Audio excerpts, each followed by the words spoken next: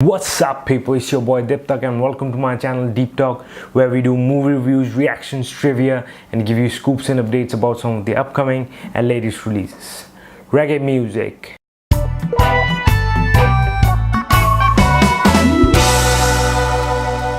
Today we're going to review the Indian movie A Death in a Gunj, which is a thriller directed by the very talented actor-turned-director Konkona and Sharma. A Death in the Gunj has a pretty ensemble star cast from the Indian film industry, and some of the heavyweights of the Indian film industry are in this movie.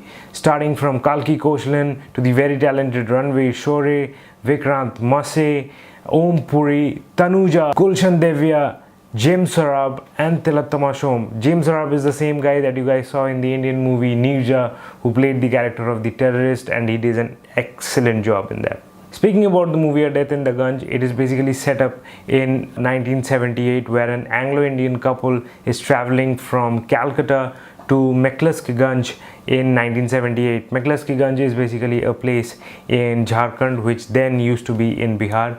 They are seen to be traveling in this blue ambassador. The two characters who are traveling are Nandu and Bonnie.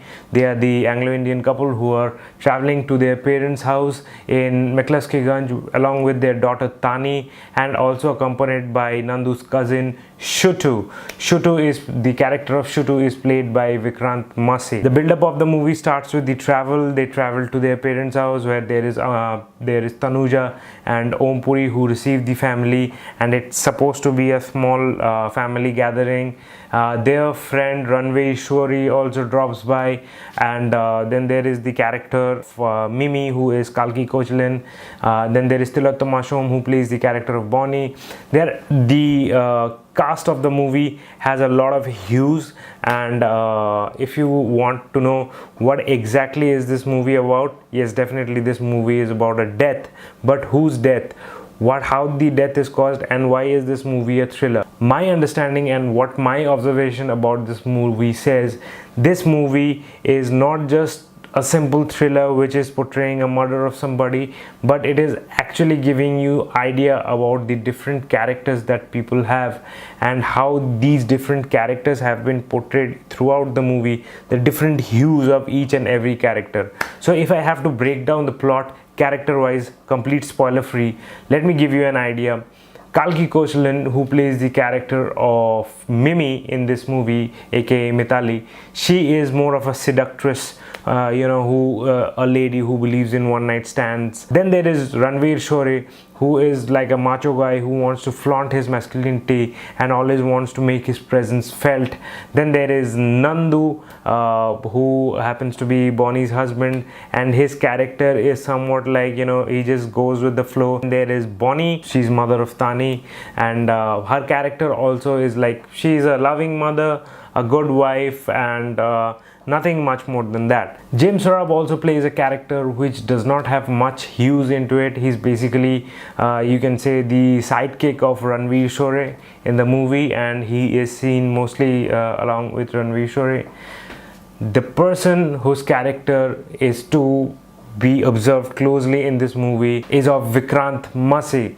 Vikrant Massey's character has a lot of hues, a lot of layers in this movie. So you actually need to concentrate during the movie in order to understand exactly what Shutu, that is Vikrant Massey, is trying to portray and what he is actually trying to go through. As I said earlier, the movie has been directed by Konkona and Sharma, who is a very talented actress and knows her craft, and she has implemented that pretty well in the movie. The direction is really good.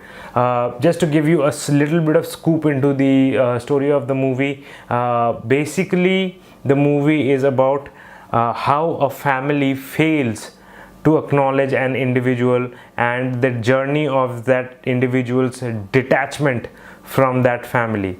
That individual is Shutu, or Vikrant Massey. Vikrant Massey, from the very first scene you can understand, he is treated like someone who is not very respected or is not an integral part of the family. The other family members' behavior, Nandu's behavior, his first cousin, or Bonnie's behavior towards him is very different. It is not very normal. So is with the case with Kalki Koechlin, the character of Mittal, where there is a point where Shutu and Mittal also get intimate, intimate, but that intimacy does not last long because Mittal was drunk, and I don't want to spoil the fun for you if you haven't seen the movie. There is a special relationship, a special bond of friendship between Shutu and Tani, the little girl who plays the daughter of Nandu and Bonnie in this movie. Very beautifully portrayed Shutu and Tani's relationship, and the crack in that relationship that happens because of the entry of a third character into Shutu's life is also beautifully shown. They shared a very special bond, but that bond could not last due to the entry of this third character. But then this third character also withdrew from the life of Shutu, leaving Shutu completely devastated and completely alone. You need to watch the movie, and if you have already seen the movie, you can already relate to what I'm saying. From a very cinematic point of view, or from a very directorial point of view, the movie is basically about Shutu and the family surrounding the character of Shutu, how the family withdraws, how Tanuja tries to connect with Shutu, but at the same time she fails him, how the character of Puri is like, after 2 drinks the man does not give a fuck about anything around him or what's happening around him. So Puri's character is beautifully portrayed that way. The character of Nandu, the character of Bonnie, the character of Mimi, Mittal or Kalki Koechlin, the character of Ranvir, Shorey, and the character of Jim Sarbh, you can say fails to connect with the character of Shutu, fails to connect with Shutu as a family or as a friend. The only person who could connect with Shutu in this movie is the little girl Tani, but that also doesn't last.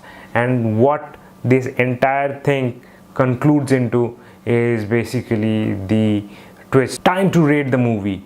Whether the movie is good, bad or ugly, the high time is to say. My rating system works like, if the movie is really bad, it's poop. If it's alright, it's pudding. If it's really good, it's pizza. If it's outstanding, it's caviar. If I have to rate the direction of this movie, it's definitely pizza. The movie is very well shot and the location that has been chosen is brilliant. If I have to rate the overall movie, I would say it is a pizza. It couldn't go to the caviar level, but it is definitely a pizza, a must watch. Very beautifully directed by Konkona and Sharma though. If you talk about the screenplay of this movie and editing of this movie, it is definitely a caviar. There is not a single moment during the editing of this movie that you feel that no, the movie is getting a little slow, I'm not liking this movie, I don't know why the fuck I'm watching this movie. That feeling is not there. This movie is a very tightly knit movie and it keeps you engaged throughout the movie, even through the melodramatic or very depressing journeys that psychologically Shutu goes through. In order to rate the actors, I have 3 ratings: trash, cash or smash. Trash, you know what it means.